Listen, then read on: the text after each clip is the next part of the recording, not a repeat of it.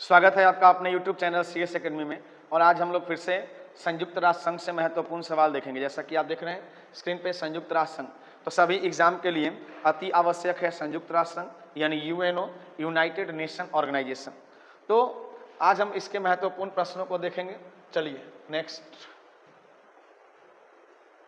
देखिए, पहला प्रश्न है इसका, संयुक्त राष्ट्र संघ की स्थापना अमेरिकी राष्ट्रपति डी रूजवेल्ट, पहले तो यही बहुत ही महत्वपूर्ण है, अमेरिकी राष्ट्रपति डी रूजवेल्ट के प्रयासों द्वारा की गई। बिल्कुल सही है।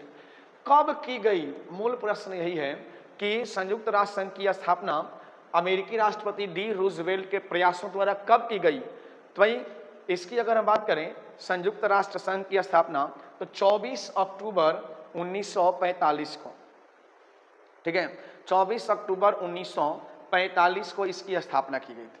तो आपके सभी वनडे एग्जाम के लिए देखो, कोई भी एग्जाम अगर आप देने जाते हैं तो ये वो महत्वपूर्ण प्रश्न है जिसका आप एक बार वीडियो अवश्य देख कर जाएं, अभ्यास करके जाएं ज़्यादा से ज़्यादा। ये वो प्रश्न है जो हमेशा एग्जाम में रहते हैं। नेक्स्ट प्रश्न देखेंगे, संयुक्त राष्ट्र संघ का मुख्यालय कहाँ स्थित है। देखिए, तो सबसे पहले हम बात करेंगे संयुक्त राष्ट्र संघ यूनाइटेड नेशन। तो यूनाइटेड नेशन का मुख्यालय न्यूयॉर्क सिटी अमेरिका में स्थित है। तो इसके कुछ महत्वपूर्ण प्रश्न होंगे भाई, आप इसको याद कर लेंगे, एक एक प्रश्न अच्छे से रट लेंगे। संयुक्त राष्ट्र संघ में कुल कितने सदस्य एवं गैर सदस्य हैं। बिल्कुल सही, बहुत ही बेहतरीन प्रश्न है। तो कितने सदस्य और गैर सदस्य हैं, तो आप आंसर देना यहाँ पर 193 जो है सदस्य हैं और 2 गैर सदस्य इसमें हैं। अगले प्रश्न को देखेंगे, संयुक्त राष्ट्र संघ के 2 गैर सदस्य कौन कौन से। बिल्कुल, तो ये जो 2 गैर सदस्य हैं ये आपके बहुत ही महत्वपूर्ण हैं और ये 2 गैर सदस्य वेटिकन सिटी और फिलिस्तीन, आंसर हो जाएगा ए। ठीक है, तो भाई सभी महत्वपूर्ण प्रश्न। अगला, संयुक्त राष्ट्र संघ के प्रमुख 6 अंग कौन कौन से। बिल्कुल सही, कहीं 6 कहीं 7 आपको मिलेंगे, लेकिन आधिकारिक रूप से देखा जाए कहीं 5 ही मिलते हैं। तो संयुक्त राष्ट्र संघ के 6 अंग हैं और 6 महत्वपूर्ण अंग हैं। उन 6 अंगों के बारे में आपको बताना है, इसमें कौन सा है, नहीं है या यह सभी हैं। तो आपका आंसर क्या होगा, देखिए, महासभा, सुरक्षा परिषद, आर्थिक एवं सामाजिक परिषद, 3 तो यही हो गए। न्यासी परिषद, अंतर्राष्ट्रीय न्यायालय, 3 2 5 और 1 सचिवालय। बिल्कुल सही, तो आपका आंसर बनेगा ऑप्शन नंबर डी। चलिए आगे बढ़ा जाए। संयुक्त राष्ट्र संघ के प्रथम सदस्य आप बताइए किस देश के।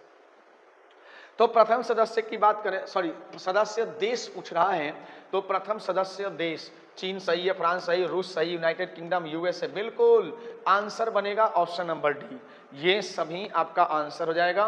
नेक्स्ट, संयुक्त राष्ट्र संघ के पहले महासचिव, देखिए पहले महासचिव की बात करें तो 1 फरवरी 1946 में ये बनाए गए और पहले महासचिव के रूप में किसे चुना गया, तो आंसर हो जाएगा आपका ट्रिगवेली। ऐसे हजारों बार इस क्वेश्चन को पूछा जा चुका है, तो आप इसको भी आगे बढ़ें। नेक्स्ट प्रश्न याद करेंगे। वैसे हमने जितने भी प्रश्न डाले हैं काफी सिलेक्टेड प्रश्न हैं, विभिन्न परीक्षाओं में पूछे गए हैं। संयुक्त राष्ट्र संघ के वर्तमान महासचिव कौन है।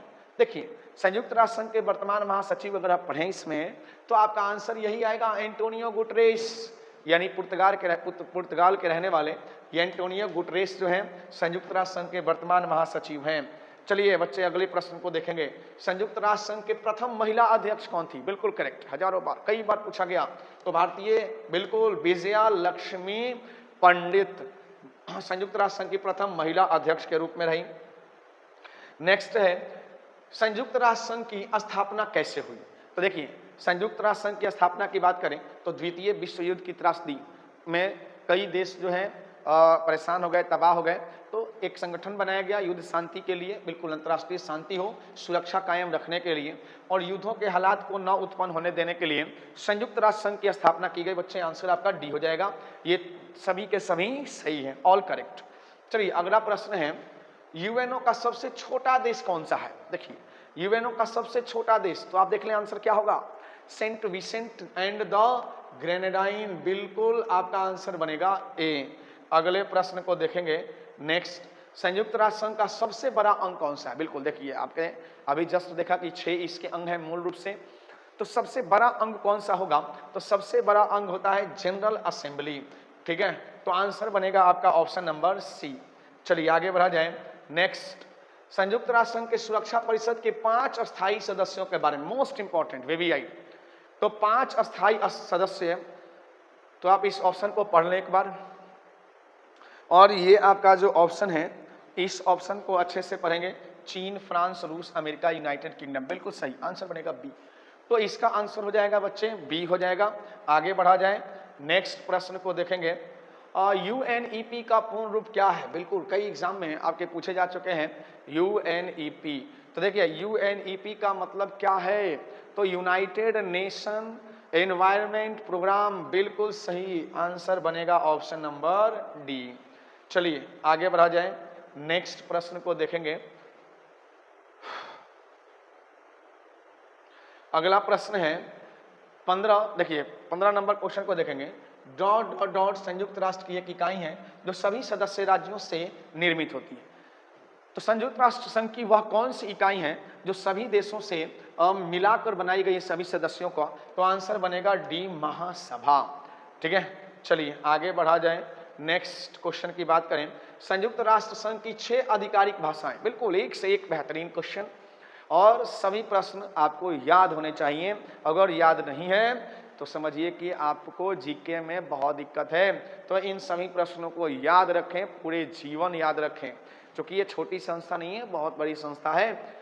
तो इसकी आधिकारिक भाषा अरबी, चीनी, अंग्रेजी, फ्रेंच, रूसी और स्पेनिश। तो बच्चे आंसर हो जाएगा ऑप्शन नंबर ए। तो इसको याद करेंगे, अरबी, चीनी, अंग्रेजी, फ्रेंच, रूसी और स्पेनिश। आगे बढ़ा जाए, नेक्स्ट प्रश्न है संयुक्त राष्ट्र संघ का सचिवालय कहाँ स्थित है? जहाँ इसका मुख्यालय है वहीं सचिवालय है। बिल्कुल आपका आंसर बनेगा न्यूयॉर्क सिटी। आगे बढ़ेंगे बच्चे, नेक्स्ट, दक्षिणी सूडान संयुक्त राष्ट्र संघ का सदस्य कब बना? तो ये सवाल आपके इस CHSL में पूछे गए हैं कि दक्षिणी सूडान जो है ये अंतिम बार बना है संयुक्त राष्ट्र संघ का, और ये कब बना? तो 2011 में दक्षिणी सूडान जो है संयुक्त राष्ट्र संघ का सदस्य बना है। नेक्स्ट, यूएनओ में 4 अक्टूबर 1977 में 32वें अधिवेशन में भाषण देने वाले पहले भारतीय कौन है? बिल्कुल बहुत ही बेहतरीन। ठीक है, अब तो नरेंद्र मोदी भी हिंदी में भाषण दे चुके हैं, जो दूसरे प्रधानमंत्री हैं। और पहले प्रधानमंत्री कौन होंगे? अटल बिहारी वाजपेयी। और कहा जाता है कि ये उस समय वित्त मंत्री थे, और वित्त मंत्री रहते हुए इन्होंने यूएनओ में हिंदी में भाषण दिया था। ये डेट याद रखेंगे, 4 अक्टूबर 1977 में यूएनओ का 32वां अधिवेशन हो रहा था, और उसमें अटल बिहारी वाजपेयी ने हिंदी में भाषण दिया था। चलिए नेक्स्ट प्रश्न की बात करेंगे।